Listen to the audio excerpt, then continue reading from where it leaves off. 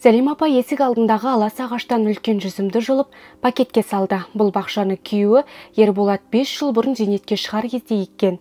Ерболат ағаның үйінде қарбалас таңғы 7-де басталады. Жолдасы екеуі жүзімдерді көшеттер мен қаламшадан дайындайды. Қазір оларда келесі жылға егуге қызу дайындық басталды. Ең қиыны осы байлау. Неге как раз сол кезде ол қатты өседі. Күніне 15-20 сантиметр. Сонда үлгеру керек соны байлауға. Күзге қарай ол тоқтайды. Болды. Өзім мына интернетте, ютубтан қарап, сонымен үйрендім. Ал алғашқы егіп бастаған жылдарда қандай да бір қиыншылықтар болды ма? Мысалы, өнім дұрыс бермей қалу деген сияқты. Жоқ, бәрі жақсы болды. Неге десеңіз, мына ютубтан өте анық бәрін айтады, көрсетеді. Бұрын Совет үкімет кезінде кітаптан оқыдық қой бәрін. Алма-ағаш қалай кесу керек екен. Ол кішкене қиындау енді. Амында ол кісі адам. Фильмдерде, роликтерде көрсетіп тұрады ғой бәрін. Сосын айтып тұрады. Соны тек қайталай берем, болды. Кезінде жұмыс істеп жүргенде, заводта жұмыс істедім. Сонда бәрінде дача болған ғой, жұмысшыларда. Сосын солардың арасында жүргесін, өзімді жайлап. Ал бірінші алма-ағаштарды, сосын алмұрттарды отырғызғам. Сол кезде кітаптан оқисың ғой бәрін. Сосын жайлап кесіп, соны үйрендім. Ал мына жүзімді мен сол кезде отырғызған жоқпын көп. Қазір мынау маған ұнайды. Неге десеңіз, ол өте эстетик жағынан өте жақсы. Әдемі ғой, әдемі. Ана нелер өсіп тұрғанда өнімдері.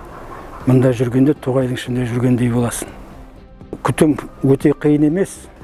Мына кейбір кісілер оны білмегесін, оларға қиын болып көрінеді. Бірақ қазір информация көп.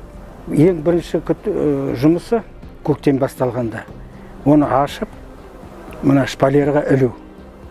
Содан кейін ол кеткеннен кейін, тек мына зеленый операция жасайсыз, байлайсыз. Қысқаша айтқанда, мына шпалерға байлайсыңыз.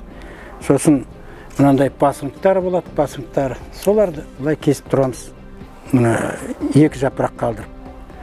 Содан кейін обработка жасаймыз ауруларға қарсы. Өзінің уақыттары болады. Бәрі болғаннан кейін, өнім жүзінде піскеннен кейін, соны жинап алғаннан кейін, тағы да нелер бар, чеканка деген. Соны жасаймыз. Сосын жапырақтар түседі ғой күзге қарай. Оны кесеміз. Ең сондай қиыны кісілерге мен байқағанымша. Олар білмейді қалай қию керек екен. Сосын қорқады. Неге десеңіз, дұрыс қимаса, келесі жылы өнім шықпай қалады ғой. Сондықтан кейбір кісілер келеді, маған сұрайды, соны мен оларға бәріне көрсетемін. Желаниесі болса, сол кісілердің, ол звондасын, кездесеміз, мен сізге мына кісілерге бәріне практически бәрін көрсетіп, түсіндіріп беремін. Неге былай кесу керек, неге былай кесу керек. Сосын кесіп болғаннан кейін, мен оны мына траншеяға жатқызам да жабам. Сонда қыстап шығады. Жағын ғана бақшада жүзім үстінде түп жүзім бар. Ал олардың 55 сұрпы бар. Ерболат аға 55 сұрп жүзімді жапырақтарына қарап ажыратады. Мен оларды әдейі материалды алғанда, шыбықтарды, әртүрлі сорттардан алдым. Ерте пісетін, соңғы пісетін, орташа пісетіндерді. Сосын кейбір кісілерге қышқылдар ұнайды, кейбіреулерге тәтті ұнайды, гармоничный деген.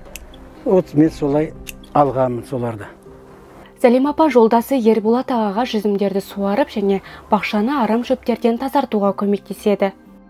Мына жүзімнің суды құйғанда осылай трубкадан құйсаңыз, 15 минутта 130 литр су құйылады екен. Жүзім өзінің керек ылғалын, керек жаңағы суын, тыңайтқысын өзі тамырынан алады екен. Сондай бір керемет бір тәжірибеде өзіміз байқағанымыз. Өте ыңғайлы. Ай сайын айына 1 литр тек қана су құясыңыз. Топырақтың беті құрғақ болу керек. Мына арам шөптердің бәрін жаңағы қопсытып, үйдің гүлі сияқты сондай күтім сондай. Ең маңыздысы сол айына 1 литр тек қана су құйылады. Көктемде ашылғаннан кейін, жүзімдерді көтергеннен кейін, жүзімдер байланғаннан кейін, жүзімдер гүлдердің алдында, жүзімдер түйнек атқанда түйнек атқаннан кейін сонда мерзімде 5-6 рет тек қана су құйылады екен. Сондай өте жеңіл, өте ыңғайлы, осылай жаңағы бактан су жиналып, осылай 15 минутта мына қақпағына шейін келеді. Толғаннан кейін осыны жауып қоямыз, болды, бұл шаруа болды. Сумен жаңағы арам шөптерін жұлып, топырақтарын қопсытып, қалған іс әрекеттерімізді, амалдарымызды ақырындап осылай Ерболат мырзаға, отағасына осылай көмектесіп жүремін. Ерболат аға мен Сәлима апа жүзім бақшасын бизнес деп есептемейді. Олар үшін бұл бақша жан тыныштығы және сүйікті хобби. Өздерінің тұрақты тұтынушыларына сатып үйренем дейтін әр адамға ақысыз үйретіп білгендерін бөлісуге құштар жандар. Сонымен қатар Оралдағы жәрмеңкелерге қатысып қайырымдылықтардан да қалмайды. Ерболат мырза әр уақытта бойлай сізге дайын. Сұрақтарыңыз болып жатса, жүзімдерді қалай өсіреміз, оны қалай қиямыз деген, кәсіпкер боламыз деген, шаруашылық ашамыз деген бизнесмендер, ер азаматтарға біздің консультациямыз ақылы айтады, түсіндіреді, барлығын көрсетеді. Егерде жаңағы осындай жүзім бау бақшасында сұрақтар болса, ол тегін болады. Барлық мастер-класстар тегін болады, консультация, ол енді дачниктарға да жүзім бау бақшасындағы. Былай бизнеспен шұғылданам, осындай көп отырғызғым келеді деген кәсіпкерлерге әрине ол ақылы төленеді. Сәлима апа мен Ерболат ағадан жүзім алу үшін келетін тұтынушы көп. Олар өздері дәмін көріп, ұнатқанын алады. Сондай өздері таңдап, өздері дәмін татып, өздерінің ниеттерімен, жаңағы өздерінің қалаған жүзімдерін таңдап, дегустация жасап, сатып алуға болады. Біз деген мынаны сатып алыңыз, осын сатып алыңыз демейміз, әркім өзінің қалауымен ұнаған жүзімді дәмін татып, сонда ғана сатып алады.